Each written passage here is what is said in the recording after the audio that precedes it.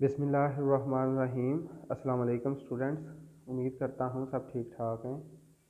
Chapter number 3 हमारा complete हो गया था, तो हमारे कोर्स का लास्ट चैप्टर रह गया, दैट इज़ चैप्टर नंबर 4। और चैप्टर नंबर 4 में हम दो ग्रुप्स पढ़ेंगे, ग्रुप नंबर 5 है और ग्रुप नंबर 6 है।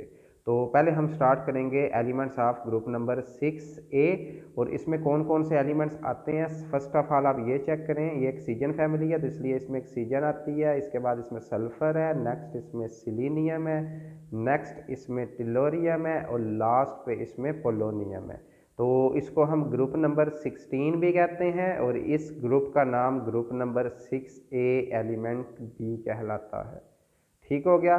तो पहली बात, ये 5 एलिमेंट्स हैं ग्रुप नंबर 16 या 6A में, that are oxygen, sulphur, selenium, tellurium और पोलोनियम। नेक्स्ट बात, इस ग्रुप को हम चाल्कोजिन्स भी कहते हैं। चाल्कोजिन्स इनको इसलिए कहते हैं क्योंकि ज़्यादातर ये कंबाइन फॉर्म में प्रेजेंट होते हैं विद कॉपर, यानी ये कॉपर की ओर्स में मौजूद होते हैं। मतलब क्यूप्रस ऑक्साइड की फॉर्म में हो गया, क्यूप्रस सल्फाइड की फॉर्म में हो गया। तो क्योंकि कॉपर को ज़्यादातर इन्हीं ओर से एक्सट्रैक्ट किया जाता है, तो ये कॉपर देते हैं ऑन रिडक्शन, तो दैट इज़ वाई इन्हें चाल्कोजिन्स भी कहते हैं। क्योंकि ग्रुप नंबर 6 है तो इसलिए इनकी जो इलेक्ट्रॉनिक कन्फिग्रेशन होगी वो बनेगी NS2Np4। अगर मज़ीद इसको हम ओपन करके देखें तो इनमें NS2 आता है। इसके बाद P में अगर देखें तो PX में 2 इलेक्ट्रॉन्स हैं, इसके बाद PY में 1 इलेक्ट्रॉन है और PZ में भी 1 इलेक्ट्रॉन। ठीक हो गया। और आपको नज़र आ रहा होगा कि इनके वैलेंस शेल में टोटल 6 इलेक्ट्रॉन है। इट मीन्स इनको अपना वैलेंस शेल कंप्लीट करने के लिए जस्ट 2 इलेक्ट्रॉन की ज़रूरत होती है और ये मोस्टली इलेक्ट्रॉन्स को गेन करते हैं। ठीक हो गया। एक बात और याद रखनी है, इनकी आयोनाइजेशन एनर्जी आपको पता है लेफ्ट से राइट हाई होती है, तो इनकी आयोनाइजेशन एनर्जी की वैल्यूज़ बहुत हाई होती है, जिससे ये भी प्रूव होता है कि ये इतनी आसानी से इलेक्ट्रॉन लूज़ नहीं करते बल्कि ये अमूमन इलेक्ट्रॉन गेन करते हैं। इसके बाद इनकी कुछ फिजिकल प्रॉपर्टीज़ चेक करें, एटॉमिक नंबर देख लें, इलेक्ट्रॉनिक कन्फिग्रेशन आपको बता दिया NS2Np4। Ionisation energy down the group देखें डिक्रीज हो रही है, रीज़न आपको पता है due to increase size and large number of shells present between nucleus and valence shell. Electron affinity की वैल्यूज़ चेक करें, इलेक्ट्रोनेगेटिविटी की वैल्यू डिक्रीज हो रही हैं, एटॉमिक रेडियस इंक्रीज हो रहा है क्योंकि नंबर ऑफ शेल्स इंक्रीज हैं, आयोनिक रेडियाई इसी तरह इंक्रीज हो रहा है, melting point boiling point increase हो रहे हैं और इसी तरीके से डेंसिटी, यानी आप यहाँ इस टेबल से देख सकते हैं कि इनकी मोस्टली जो प्रॉपर्टीज़ है रेगुलर फॉलो कर रहे हैं ये ट्रेंड्स। मजीद डिटेल कुछ की पॉइंट्स इनकी जनरल करेक्टरिस्टिक्स, इनको आपने पॉइंट वाइज करना है। तो पहला पॉइंट देखें कि सारे नॉन मेटल हैं सवाए पोलोनियम के जो कि रेडियो एक्टिव मेटल है, ये आपका पॉइंट नंबर 1 बनेगा। नेक्स्ट ट्रेंड आपको बता दिया, atomic radii, density, melting point, boiling point increase with increase atomic number down the group, ये पॉइंट नंबर 2 हो जाएगा। नेक्स्ट पॉइंट नंबर 3 देखें, पॉइंट नंबर 3 बनेगा ionisation energy of the group member are very high which show that they are reluctance to lose electron, यानी ionisation energy बहुत high होने से show होता है कि ये इलेक्ट्रॉन लूज नहीं करते। इलेक्ट्रोनेगेटिविटी की बात करें तो जो ऑक्सीजन का एलिमेंट है उसकी इलेक्ट्रोनेगेटिविटी बहुत हाई होती है, ये आपका पॉइंट नंबर 4 बनेगा। पॉइंट नंबर 5 चेक करें कि ये तमाम एलिमेंट्स एलोट्रॉपी शो करते हैं। What is allotropy?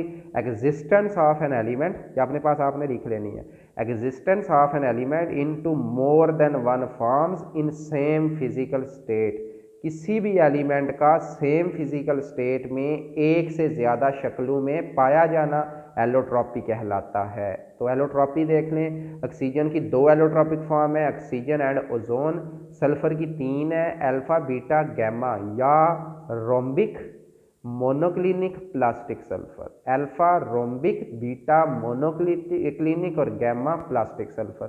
सिलीनियम की 2 है, रेड कलर और ग्रे कलर की एलोट्रॉपिक फॉर्म है, टिलोरियम की 2 है, मेटेलिक और नॉन मेटेलिक। ठीक हो गया, ये आपका पॉइंट 5। पॉइंट नंबर 6 देखें, ये सब कैटिनेशन शो करते हैं लेकिन ये जो प्रॉपर्टी कैटिनेशन की होती है डाउन द ग्रुप डिक्रीज होती है, ये पॉइंट याद रखना है। All element are polymeric in nature, polymeric mean कि ये ज़्यादातर पॉली एटॉमिक मॉलिक्यूल में फॉर्म में एग्जिस्ट करते हैं। लास्ट पॉइंट इंपॉर्टेंट है, दैट इज इलेक्ट्रॉनिक कन्फिग्रेशन। तो एक दफ़ा इनकी मैं इलेक्ट्रॉनिक कन्फिग्रेशन अगेन ड्रॉ करने लगा हूँ, NS2, इसके बाद NPX2, NPY1, NPZ1। तो आप लोग देख सकते हैं कि इनमें जो अनपेयर्ड इलेक्ट्रॉन की तादाद है ये 2 है। इट मीन ये 2 इलेक्ट्रॉन को गेन करते हैं और -2 ऑक्सीडेशन स्टेट सब शो करते हैं। तो फर्स्ट पॉइंट यही है, चेक करें। they attain the electronic configuration of nearest noble gas by giving या gaining 2 electron form O negative 2 S negative selenium negative 2। अब अहम बात आपने याद रखनी है, ये हमने प्रीवियस चैप्टर में भी डिस्कस किया था कि जो फर्स्ट मेंबर होता है उसमें एम्प्टी डी नहीं होता। इसका मतलब है ऑक्सीजन जस्ट -2 मोस्टली शो करेगी, लेकिन ऑक्सीजन के नीचे जितने एलिमेंट हैं, मतलब सल्फर है, सिलीनियम है, टिलोरियम है, पोलोनियम है, इन सब में वेकेंट डी, एम्प्टी डी होता है। इसलिए ये एक से ज़्यादा ऑक्सीडेशन स्टेट भी शो करते हैं। कैसे शो करते हैं ये याद रखना है। क्वेश्चन आ सकता है कि ये +2 ऑक्सीडेशन स्टेट कब शो करेंगे, तो आपको नज़र आ रहा होगा जब ये पी वाई और पी जी के इलेक्ट्रॉन लूज करेंगे। नेक्स्ट क्वेश्चन, ये +4 कैसे शो करेंगे, तो गौर करें, अगर इनका एम्प्टी डी हो, ठीक, एक इलेक्ट्रॉन पी एक्स से एम्प्टी पी जी में चला जाए तो 4 अनपेयर्ड हो जाएंगे और ये +4 ऑक्सीडेशन स्टेट शो करेगा। और अगर एस का भी एक इलेक्ट्रॉन एम्प्टी डी में चला जाता है तो ये +6 ऑक्सीडेशन स्टेट शो करते हैं। अगेन बता रहा हूँ, oxygen just -2 oxidation state show करती है, लेकिन बाकी -2 के साथ साथ +2, +4, +6 भी शो करते हैं। क्वेश्चन है +2 कब शो करेंगे, आंसर है जब 2py और 2pz, सॉरी 2py नहीं, npy और npz में से एक इलेक्ट्रॉन लूज होगा तो +2 शो होगा। क्वेश्चन है +4 कैसे शो होगा, तो आंसर होगा जब px का एक इलेक्ट्रॉन एम्प्टी डी में जाएगा तो देन 4 अनपेयर्ड होंगे, ये चारों लूज होके +4 शो होगा। और क्वेश्चन है +6 कैसे शो होगा, जब npx का भी एक डी में जाएगा और s का भी एक डी में जाएगा। तो ये सारी डिटेल लिखी है, ध्यान से सुनिएगा। Except oxygen the other member of group show covalency of +2, +4, +6। For example ये कंपाउंड है, +2 oxidation state is shown due to 2 unpaired electron in p orbital. +4 oxidation state is shown when 1 electron from p orbital is promoted to vacant d यानी empty d। और +6 oxidation state is shown when electron from s orbital is promoted to next vacant d orbital। तो ये इसकी कुछ इनकी physical properties हो गई। Next बात करते हैं इनकी अकरेंस की। तो आपको पता है oxygen is most abundant element, ये हमारी अर्थ क्रस्ट में भी सबसे ज़्यादा है, ये हमारे एटमॉस्फेयर में भी सबसे ज़्यादा है, ये हमारे ओशंस में भी सबसे ज़्यादा है। ठीक हो गया, इन द फॉर्म ऑफ अमूमन वाटर। और इसके अलावा ये मुख्तलिफ तरह की, जिस तरह मैंने आपको बताया था कि इनको चाल्कोजिन्स भी कहते हैं, तो ये मुख्तलिफ ओर्स में प्रेजेंट होता है। तो ऑक्सीजन की अकरेंस देखें, बहुत इंपॉर्टेंट है। Oxygen is most widely distributed and common of all element comprising about 50% of earth crust, यानी हमारी ज़मीन का जो क्रस्ट है उसमें 50% ऑक्सीजन है। 1/4 of atmospheric air by wait consist of free oxygen, यानी हमारे इन्वायरमेंट का 4th पोर्शन, ऑलमोस्ट 21% इन्वायरमेंट में आती है। इसके बाद 89% ऑफ कंबाइन ऑक्सीजन, ये हमारे पास जो पानी है या ओशंस की फॉर्म में, यानी in the form of water, almost हमारे ओशंस में 89% ऑक्सीजन है। इसके अलावा ऑक्सीजन किधर है, यानी ये हो गई अर्थ क्रस्ट, इन्वायरमेंट और ओशंस। इसके अलावा calcium carbonate which occurs at chalk, limestone, marble, इसमें 48% ऑक्सीजन है। MCQs याद रखना है। फिर सिलिका या सिलिकॉन डाइऑक्साइड की फॉर्म में अगर देखें तो उनमें भी 53% ऑक्सीजन होती है। ठीक हो गया, तो ये सारी इसकी हेडिंग होगी अकरेंस ऑफ ऑक्सीजन।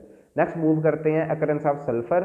तो widely distributed nature both free form में मैंने 3 एलोट्रॉपिक फॉर्म बताई थी, मोनोक्लिनिक, ऑर्थोरम्बिक और इसके बाद प्लास्टिक सल्फर। और कंबाइंड फॉर्म में किधर किधर है, ओर्स में, सल्फाइड्स में, यानी ये गैलिना, इनकी ओर्स के नेम और फार्मूलाज है, जिंक ब्लेंड, सिनाबार, इसके बाद स्टिबनाइट है, कॉपर पाइराइट है, आयरन पाइराइट है, ये सारी ओर्स हैं, इनके नेम और फार्मूलाज याद रखने हैं।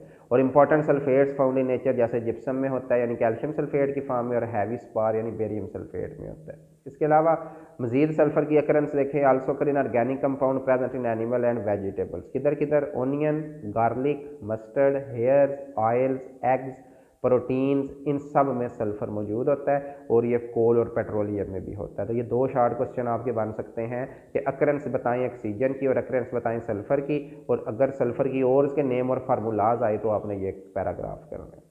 नेक्स्ट इंपॉर्टेंट क्वेश्चन एक और शुरू हो गया, ये लॉन्ग भी अमूमन आ जाता है कि आप ऐसा करें 4 सिमिलैरिटीज़ और 4 डिफरेंसेस बताएं बिटवीन ऑक्सीजन एंड सल्फर। एक बार याद रखें, सबसे मेन डिफरेंस, ऑक्सीजन में एम्प्टी डी नहीं है, सल्फर में एम्प्टी डी है। बाकी प्रॉपर्टीज़ आप लोग चेक करें। पहले सिमिलैरिटी, तो दोनों की इलेक्ट्रॉनिक कन्फिग्रेशन मैंने बताई थी NH2NP4, ये पहली सिमिलैरिटी। दोनों डाईवेलेंट होते हैं, यानी दोनों -2 ऑक्सीडेशन स्टेट शो करते हैं। दोनों एलोट्रॉपिक फॉर्म में होते हैं, जो हमने ऊपर डिस्कस भी की है। दोनों पोलियोटॉमिक मॉलिक्यूल में है, जिस तरह ऑक्सीजन डाईएटॉमिक में और ट्राई की फॉर्म में होती है, और सल्फर देखें S2 और S8 की फॉर्म में।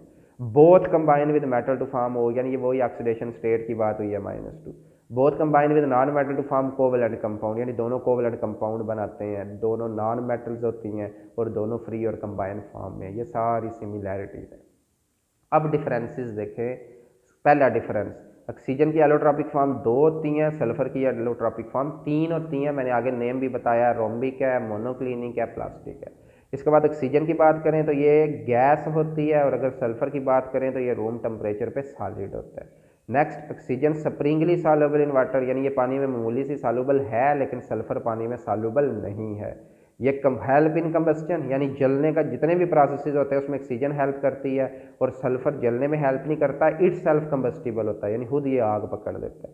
पैरामैग्नेटिक है, ये हमने चैप्टर 6 में भी पढ़ा था कि ये अनपेयर्ड नेचर शो करती है, और जो सल्फर होता है ये डायामैग्नेटिक इन नेचर होता है मोस्ट ऑफ इट्स कंपाउंड्स। इसके बाद ऑक्सीजन वाटर के साथ रिएक्शन नहीं करती, सल्फर वाटर के साथ रिएक्शन करके हाइड्रोजन सल्फाइड बनाता है। इसके बाद ऑक्सीजन एसिड के साथ रिएक्ट नहीं करती, सल्फर एसिड के साथ रिएक्ट करके सल्फ्यूरिक एसिड वगैरह बनाता है। ये बेसिस के साथ रिएक्ट नहीं करती, और जो सल्फर है वो बेसिस के साथ रिएक्ट करता है। इसके अलावा ऑक्सीडेशन स्टेट बताई थी, ऑक्सीजन -2 जस्ट शो करती है, और ये -2 के साथ +2 +4 +6 वाई। इसमें यू कैन से एक और पॉइंट लिख सकते हैं, इसमें एम्प्टी डी नहीं होता, इसमें एम्प्टी डी होता है, that is why oxidation states show करता है। इसके बाद सल्फर का मोस्ट इंपॉर्टेंट कंपाउंड हम थोड़ा डिस्कस करेंगे, दैट इज सल्फ्यूरिक एसिड। तो आज हम सल्फ्यूरिक एसिड की जस्ट मैन्युफैक्चरिंग करेंगे, इसकी फिजिकल प्रॉपर्टीज़, केमिकल रिएक्शंस और यूजेस हम अगले लेक्चर में करेंगे। तो सल्फ्यूरिक एसिड की डिटेल देखें। फर्स्ट ऑफ ऑल इसको जाबर बिन हयान ने प्रिपेयर किया था। इसके बाद यूरोपीय ममालिक में 14 और 15 सेंचुरी में इसकी प्रिपरेशन की तरफ ज़्यादा जोर दिया गया था। वाई, मैंने शायद आपको पहले भी बताया था, अगेन डिस्कस कर रहा हूँ। इसको किंग ऑफ केमिकल भी कहते हैं, और किसी भी मुल्क की जो इंडस्ट्री का इन्हिसार होता है वो अमाउंट ऑफ सल्फ्यूरिक एसिड की बेस पे होता है। ठीक हो गया। इसको ऑयल ऑफ विट्रॉयल भी कहते हैं, और ये हमारी नेचर में मौजूद नहीं होता, बल्कि इसको इंडस्ट्रीज़ में मुख्तलिफ तरीक़ों से तैयार किया जाता है। मैन्युफैक्चरिंग प्रोसेस की हेडिंग होगी, यानी कि कंटैक्ट प्रोसेस। आपका लॉन्ग क्वेश्चन बन सकता है, how can you prepare sulphuric acid by contact process. तो इसका वन लाइनर सुने। हम सबसे पहले क्या करते हैं, सल्फ़र को मिलाते हैं ऑक्सीजन के साथ, हमें मिलती है सल्फ़र डाइऑक्साइड गैस। फिर हम सल्फ़र डाइऑक्साइड को मिलाते हैं अगेन ऑक्सीजन के साथ, हमें मिलता है सल्फ़र ट्राईऑक्साइड। फिर डायरेक्ट तरीका ये है कि सल्फ़र ट्राईऑक्साइड को वाटर में ऐड करें तो सल्फ्यूरिक एसिड मिल जाता है, लेकिन हम इस मेथड को फॉलो नहीं करते। इसलिए फॉलो नहीं करते कि ये हाईली एक्सोथर्मिक है, तो आग लग सकती है, एक्सप्लोजन हो सकती है। तो हम इसके बजाय इसको थोड़े से सल्फ्यूरिक एसिड में मिक्स करते हैं, तो इसको जमा करें तो ओलियम बनता है H2S2O7। फिर ओलियम में वाटर डालते हैं तो हमें सल्फ्यूरिक एसिड मिल जाता है। तो ये सारा इसका जनरल प्रोसीजर है इसको प्रिपेयर करने का। तो बाकी आप डिटेल देखें। इसको पहले निस्टिश ने प्रिपेयर किया था जर्मनी में, और इसके बाद कहता है इसमें कैटालिटिक कम्बिनेशन होता है, सल्फर ऑक्सीजन का सल्फर डाइऑक्साइड बनती है, फिर उसको वाटर में डिज़ोल्व करके सल्फ्यूरिक एसिड बना देते हैं। ये मुकम्मल इसका प्रिंसिपल है कि इसको प्रिपेयर कैसे करते हैं। सबसे पहले हम सल्फर डाइऑक्साइड तैयार करते हैं, वो कैसे, सल्फर को ऑक्सीजन आयरन की ओर, या सल्फर को ऑक्सीजन की मौजूदगी में बर्न करते हैं, या आयरन की ओर को ऑक्सीजन की मौजूदगी में बर्न करते हैं। तो सल्फर डाइऑक्साइड चेंज हो जाता है सल्फर ट्राईऑक्साइड में।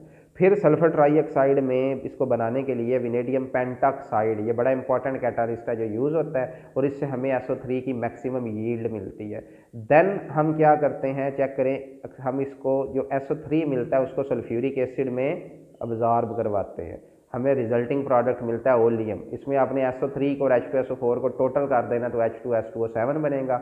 इसके बाद जितनी कंसनट्रेशन का सल्फ्यूरिक एसिड आपने प्रिपेयर करना है उतनी क्वांटिटी में इसमें वाटर को ऐड करेंगे। तो अब प्रिपरेशन देखें। पहला चैम्बर होगा सल्फर बर्नर, यानी इसमें सल्फर और ऑक्सीजन को मिक्स करेंगे, सल्फर डाइऑक्साइड बन जाएगी, या आयरन की ओर को ऑक्सीजन की मौजूदगी में बर्न करेंगे तो ये कंपाउंड बनेगा।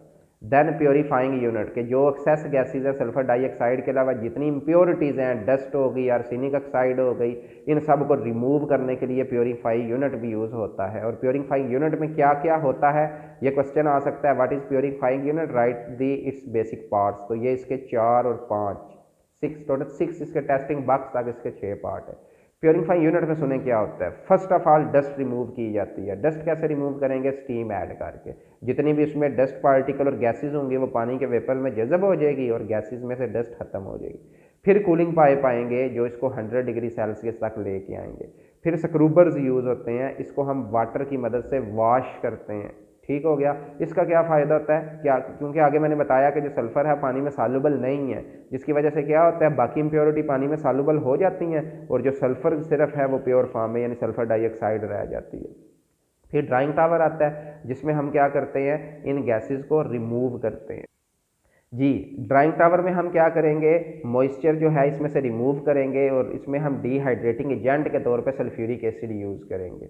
ठीक हो गया। फिर आएगा आर्सेनिक प्योरीफायर, यानी अगर ऊपर भी मैंने बताया कि अगर कोई आर्सेनिक वगैरह का कंपाउंड मौजूद होगा तो ये एज अ इम्प्योरिटी रिएक्शन को या कैटालिस्ट को डीएक्टिवेट करवाएगी। तो आर्सेनिक प्योरीफायर में इसको रिमूव किया जाता है इस चैम्बर से। और लास्ट पे फिर टेस्टिंग बॉक्स होता है, इसमें हम क्या करते हैं, बीम ऑफ लाइट यूज़ करते हैं जो हमें बताती है कि कुछ सॉलिड पार्टिकल है या नहीं। अगर वो लाइट मुकम्मल पास हो जाती है इट मीन कोई इम्प्योरिटी नहीं है, और अगर वो मुकम्मल पास नहीं होती तो देन इम्प्योरिटी वगैरह है।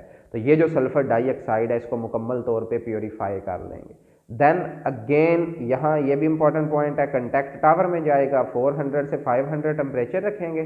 ठीक हो गया। विनेडियम पेंटाक्साइड कैटालिस्ट रखेंगे तो जो सल्फर डाइऑक्साइड है वो कन्वर्ट हो जाएगी सल्फर ट्राईऑक्साइड में और ये हाईली एक्सोथर्मिक प्रोसेस होगा। देन हमारे पास आएगा एब्जॉर्प्शन यूनिट। इसमें मैंने आपको बताया क्वेश्चन आ सकता है, मैंने आपको बताया कि अगर हम सल्फर ट्राईऑक्साइड में वाटर ऐड कर देते हैं तो ये डायरेक्ट सल्फ्यूरिक एसिड में जा सकता है, तो हम ऐसे क्यों नहीं तैयार करते। तो आंसर बताया कि very highly and explosive reaction, that is why हम इसमें एब्जॉर्प्शन यूनिट में इसमें वाटर ऐड करते हैं SO3 में। तो उसमें सॉरी वाटर ऐड करें फिर तो हाईली एक्सोथर्मिक है ना, फिर ये प्रोसेस होगा, रॉन्ग है। हम इसमें सल्फ्यूरिक एसिड ऐड करते हैं तो ये कन्वर्ट हो जाता है ओलियम में। चेक करें, ये H2, ये S और ये S2 और O7। फिर ओलियम में हम वाटर ऐड करते हैं और हमें इस तरीके से सल्फ्यूरिक एसिड मिल जाता है। और कितने % सल्फ्यूरिक एसिड है वो चेक कर रहे हैं, ओलियम का सेकंड नाम पायरोसल्फ्यूरिक एसिड। ठीक हो गया।